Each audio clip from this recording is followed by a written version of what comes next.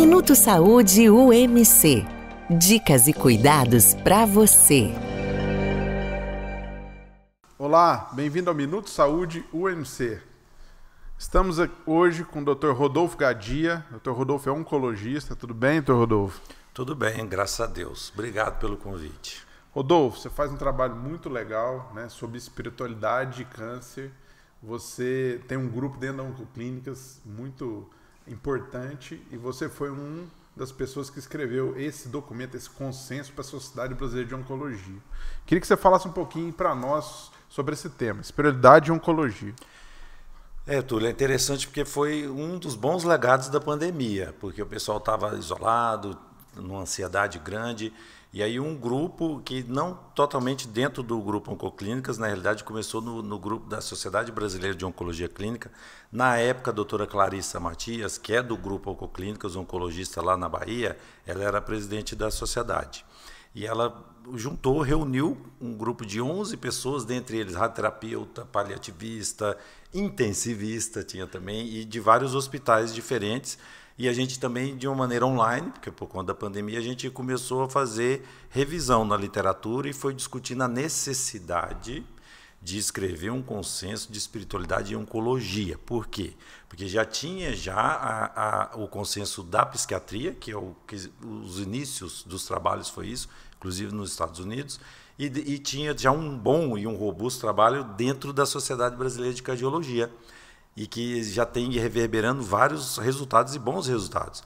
Aí a gente pensou, e por que não? Porque é a segunda causa de morte, a oncologia, a primeira, doenças cardiovasculares, por que não a oncologia já escreveu o consenso e nortear principalmente o pessoal responsável, os oncologistas, mas todo o corpo de saúde que trabalha com o paciente oncológico para melhorar a jornada dele, estimulando a espiritualidade. E o que eu entendi é que, mais importante do que falar da espiritualidade e já apresentar como um termo conceitual e técnico para o paciente, isso foi um exercício para a gente desenvolver a nossa espiritualidade, sentir ela e passar isso para o paciente no consultório. E como é que é a abordagem? Vocês valorizam a crença do paciente? Como é que funciona? É uma boa pergunta essa, porque um dos treinamentos da abordagem que eles falam da anamnese espiritual, ela é de muita sensibilidade. Ela pode ser muito rápida ou ela pode não ser nem no primeiro momento, porque às vezes tem tantas outras informações, a gente tem que sentir o paciente e ver em qual momento ele quer ser abordado a respeito disso. Às vezes ele dá pequenos ganchos ou ele quer conversar. Dentro dessa construção, a gente escrevendo consenso, encontramos vários trabalhos demonstrando que, em média, 60% até 80% dos pacientes eles gostariam que o médico, na sua consulta, dentre a primeira ou durante a caminhada, porque na oncologia a gente acaba que cria um vínculo.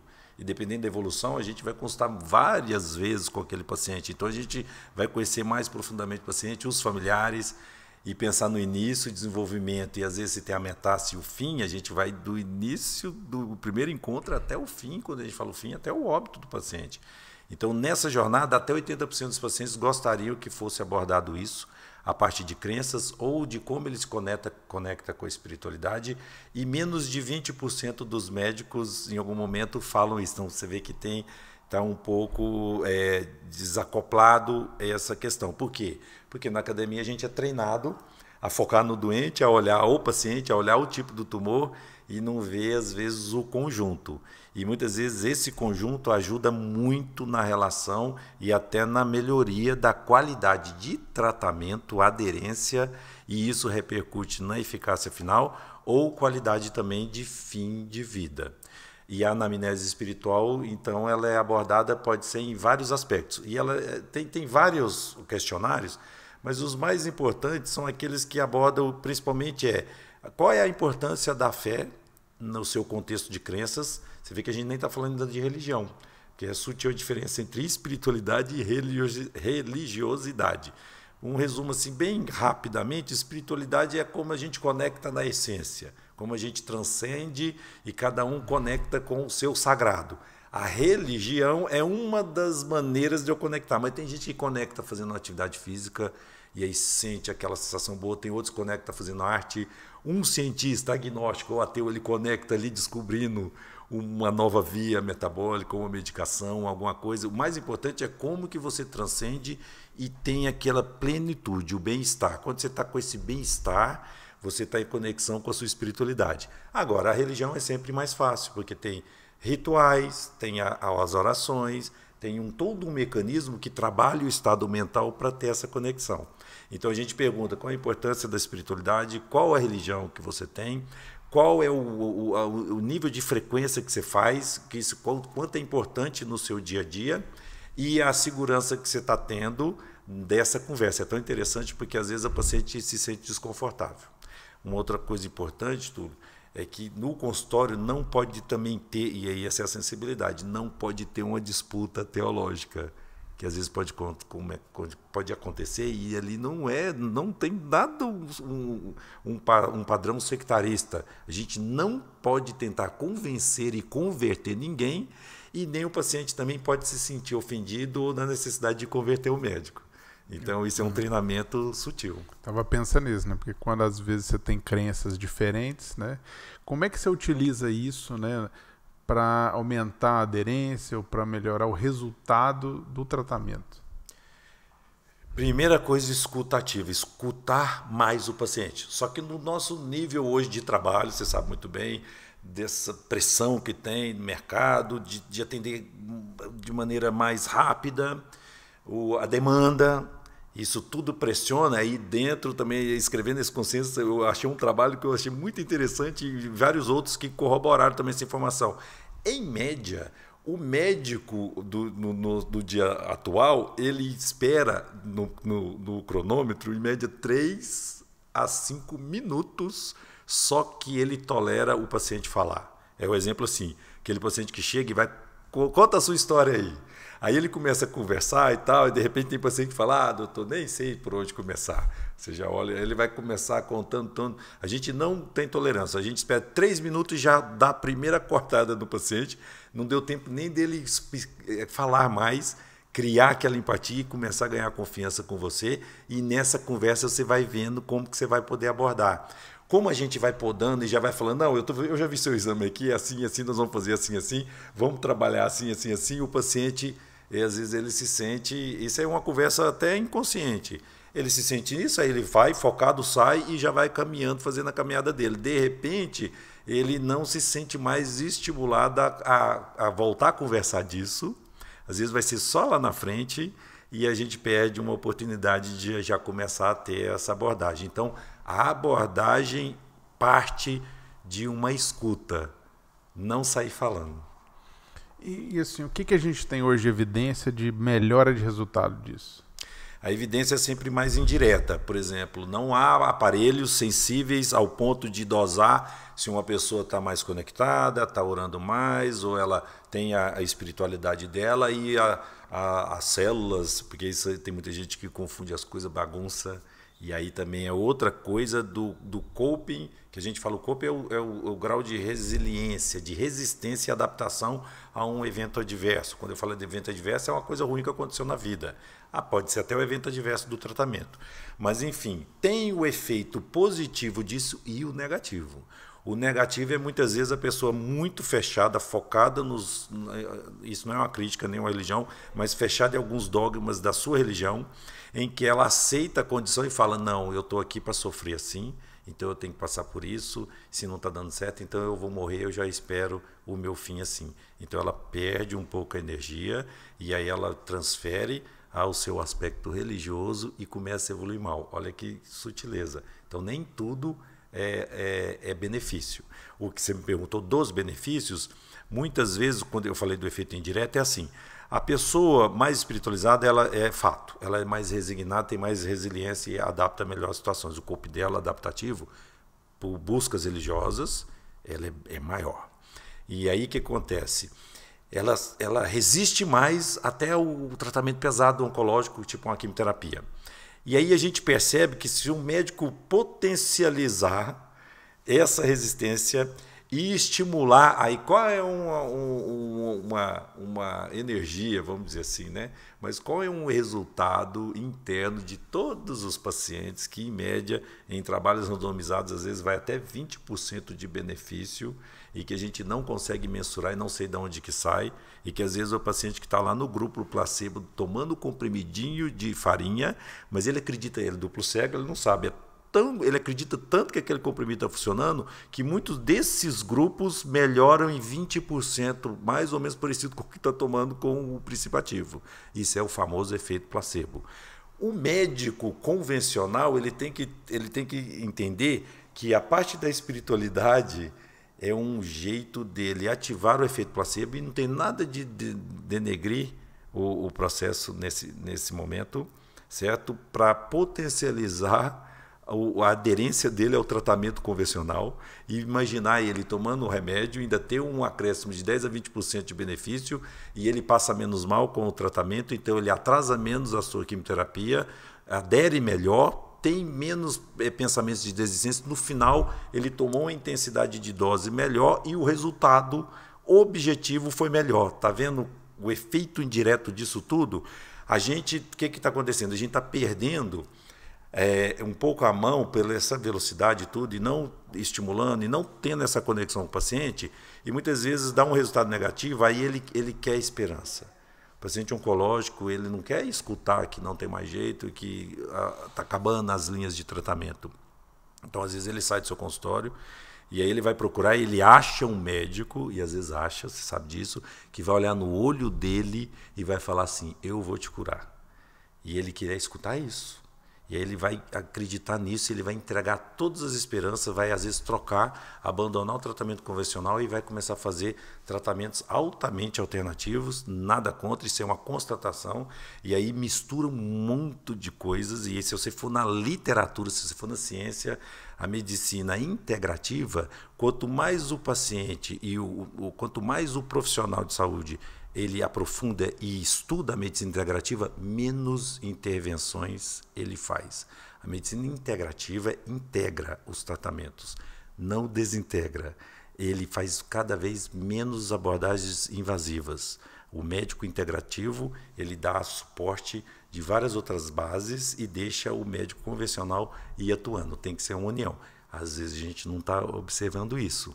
E aí desacopla, por quê? Porque ele quer escutar isso, ele quer trabalhar essa esperança, o outro médico escuta melhor, fala melhor, ativa o efeito placebo e ele abandona o tratamento e, de repente, você perde esse potencial que pode ser de todos os médicos. Por quê? Porque a espiritualidade é intrínseca a todo mundo.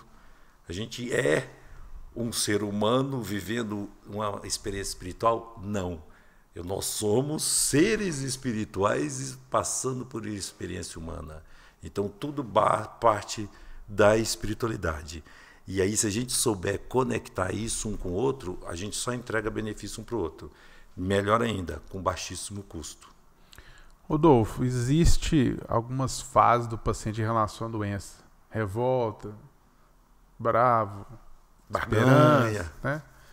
E cada uma dessas fases, ela pode ser mais rápida ou mais lenta de acordo com o paciente, mas existe abordagem diferente de acordo com a fase, nesse sentido de espiritualidade? Sim. Isso é um estudo clássico, né, de psicologia. Você vê que o oncologista e todos os médicos intensivistas, o paliativista, os médicos que trabalham em área muito delicada, de fase de fim de vida, ou de situações em que põe a pessoa perto da finitude dela, a gente tem que ser muito psicólogo. Eu acho que tinha que ter um treinamento psicológico para o profissional médico, para o médico, porque a gente não faz, ninguém faz oncologia sozinho. Hoje a oncologia cada vez mais é trabalhar a jornada do paciente e trabalhar em equipe multidisciplinar. Então, isso na parte psicológica. O triângulo de forças para um tratamento dar certo tem que ser forças iguais, senão o triângulo quebra. Força do quê? O paciente confiar nele mesmo é um vértice desse triângulo. O outro é ele confiar na equipe que trata ele, e aí o médico está incluso, mas é toda a equipe. Isso vai desde o rótulo lá do remédio, que às vezes ele olha e fala, doutor, o remédio que eu estou tomando é original, isso a gente escuta. O outro profissional vai me ajudar nisso? Eu vou ter uma orientação de alimentação? Isso tudo funciona. O acolhimento do centro de atendimento de saúde. E o outro é a base familiar. Porque não adianta também ele estar muito bem tratado lá, confiante, ele está bem com ele, chega em casa, não tem um apoio, só briga, confusão. Então, se a gente tiver um equilíbrio nesses 3 pontos, é sucesso de tratamento. Quando você pergunta, né, dessa questão das fases, da parte de estudos psicológicos, principalmente são as fases de adaptação ao luto. Isso começou já no luto, mas depois a gente pegou e transferiu num processo de luto, mas lutando ainda pela vida. Mas ele pode ser que ele vai falecer porque doença oncológica, metastática é grave, que muitas vezes vai sucumbir e evoluir para o óbito. Funciona assim. Muitas vezes o paciente ele passa por todas essas fases, né? Primeiro aquela negação, depois a revolta, depois a barganha, depois a resignação, ele vai entendendo a aceitação. Só que isso é muito dinâmico. E às vezes ele passa por essas fases mais rápido, depois ele volta. E a gente tem que ter a sutileza nas consultas para entender em qual momento ele está.